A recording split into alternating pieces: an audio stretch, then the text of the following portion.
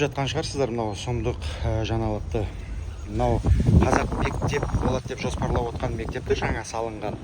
Соны аралас мектеп қылайын деп жатыр екен. Орыс тілді, қазақ тілді қылып. Соның қасында сол мектептің салынған қарама-қарсы орыс мектептері бар, екі-үшеуі. Сол шында не деген мынау масқара деймін да, өзіміздің Қазақстанымызда, өзіміздің Алматы қаласында қазақ мектептері жетіспей жатыр.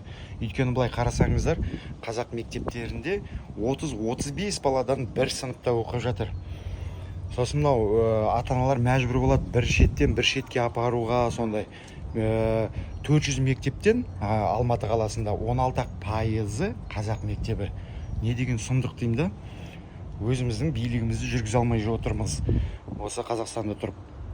Алматыда енді мына белсенді адамдар барып сол мектеп басшысынан барып сұраса, енді қандай болады тілде, енді мынау оқу жылы басталайын деп жатыр, баламызды қандай неге береміз деп, қандай тілде болады деп сұраса, айтады дейді, әлі үстіден не келген жоқ дейді, приказ келген жоқ, білмейміз әлі қандай болатынын дейді, бірақ сыбыс жүріп жатыр, аралас болады деген. Ол сыбыс жайдан шықпайды. Өздеріңіздің пікірлеріңізді қалдырыңыздар, шетте болмаңыздар, араласыңыздар.